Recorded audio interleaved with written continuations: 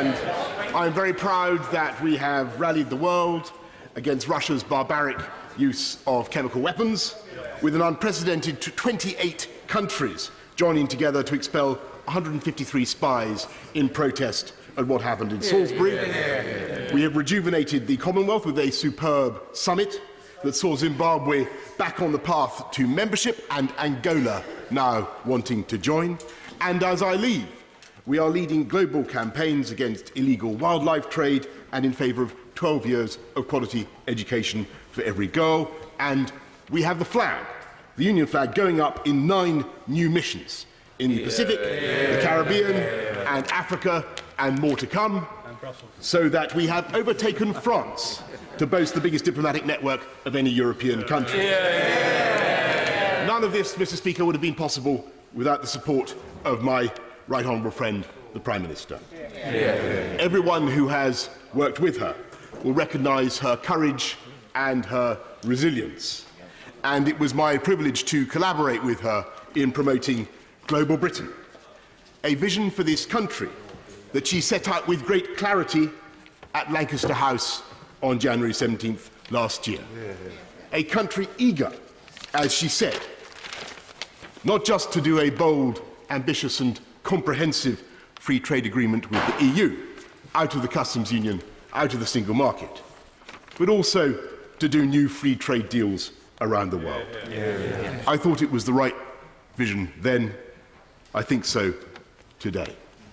But in the 18 months that have followed, it is as though a fog of self-doubt has descended. And even though our friends and partners liked the Lancaster House vision, it was what they were expecting from an ambitious partner, what they understood, even though the commentators liked it, and the markets liked it. My right honourable friend, the Chancellor, I'm sure observed, the pound soared. We never actually turned that vision into a negotiating position in Brussels, and we never made it into a negotiating offer. Instead, we dithered, and we burned through our negotiating capital.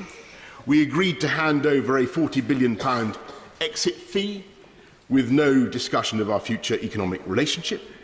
We accepted the jurisdiction of the European Court over key aspects of the withdrawal agreement. And worst of all, we allowed the question of the Northern Irish border, which had hitherto been assumed on all sides to be readily soluble, to become so politically charged as to dominate the debate. Order. The statement by the right honourable gentleman must be heard, and by long-standing convention it is heard with courtesy and without heckling. Mr. Boris Johnson. Mr. Speaker, I'm grateful. No one on either side of this House or anywhere wants a hard border. You couldn't construct one if you tried. But there certainly can be different rules north and south of the border to reflect the fact that there are 2 different jurisdictions. In fact, there already are. There can be checks away from the border and technical solutions, as the Prime Minister rightly described at Mansion House. In fact, there already are. But when I and other colleagues, and I single out my right honourable friend, the Honourable Member for Alton Price and Howden, proposed further technical solutions to make customs and regulatory checks remotely, those proposals were never even properly examined, as if such solutions had become intellectually undesirable in the context of the argument. And somehow, after the December joint report, whose backstop arrangement we were all told was entirely provisional, never to be invoked, it became taboo even to discuss technical fixes. So, Mr. Speaker, after 18 months of stealthy retreat, we have come from the bright certainties of Lancaster House to the Chequers Agreement, and you put them side by side. Lancaster House said laws will once again be made in Westminster. Chequers says there will be an ongoing harmonisation with a common EU rulebook. Lancaster House said it would be wrong to comply with EU rules and regulations without having a vote on what those rules and regulations are. Chequers now makes us rules takers. Lancaster House said, we don't want anything that leaves us half in, half out, and we do not seek to hold on to bits of membership as we leave. Chequers says that we will remain in lockstep on goods and agri-foods and much more besides, with disputes ultimately adjudicated by the European Court of Justice. Far from making laws in Westminster, there are large sectors in which ministers will have no power to initiate, innovate, or even deviate. After decades in which UK ministers have gone to Brussels and expostulated against costly EU regulation, we are now claiming that we must accept every jot and tittle for our economic health with no say of our own and no way of protecting our businesses and entrepreneurs from rules now and in the future that may not be in their interests. My right honourable friend, the Chancellor, was asked to identify the biggest single opportunity from Brexit. After some thought, he said regulatory innovation.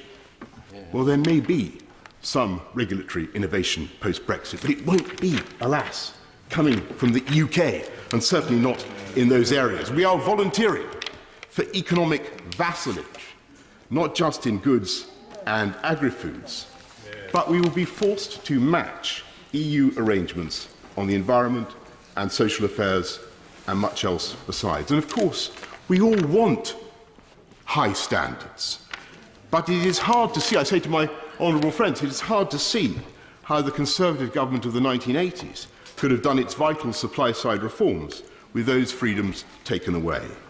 And the result of accepting the EU's rule books and of our proposals for a fantastical Heath-Robinson customs arrangement is that we have much less scope to do free trade deals, as the Chequers paper actually acknowledges, and which we should all, frankly, acknowledge. Because otherwise, if we pretend otherwise, we continue to make the fatal mistake of underestimating the intelligence of the public, saying one thing to the EU about what we are doing, and then saying another thing to the electorate.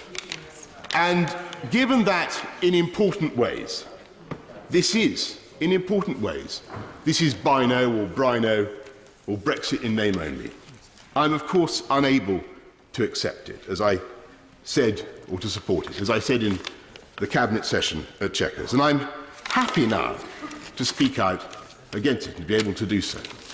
Mr. Speaker, it is not too late to save Brexit. We have time in these negotiations. We have changed tack once, and we can change again. The problem is not that we failed to make the case for a free trade agreement of the kind spelt out at Lancaster House. We haven't even tried. We must try now, because we will not get another chance to get it right.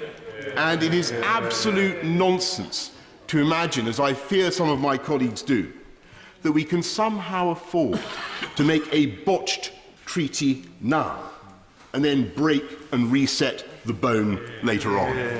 Because we have seen, even in these talks, how the supposedly provisional becomes eternal.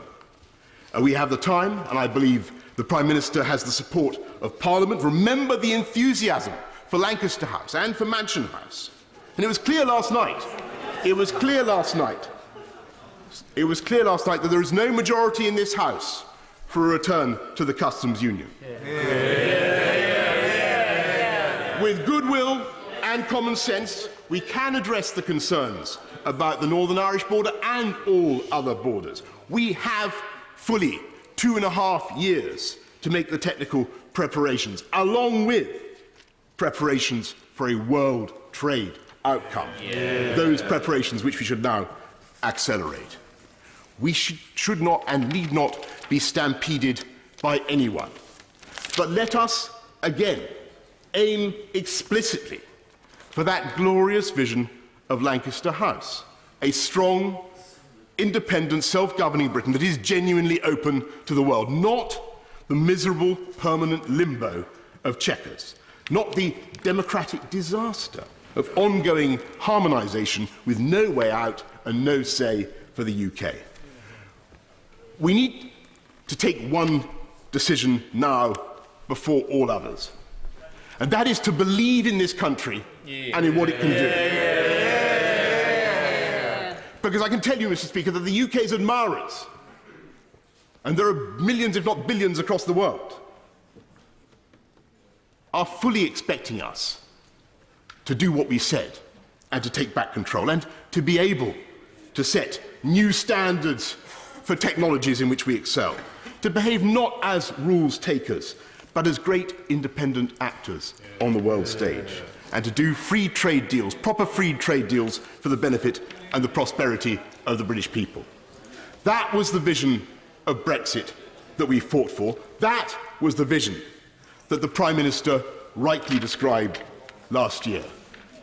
That is the prize that is still attainable. There is time. And if the Prime Minister can fix that vision once again before us, then I believe she can deliver a great Brexit for Britain, with a positive, self-confident approach that will unite this party, unite this House, and unite this country as well. Order. I'm grateful to the right honourable gentleman. Point of order, Mr. Tom Bray. Mr. Speaker.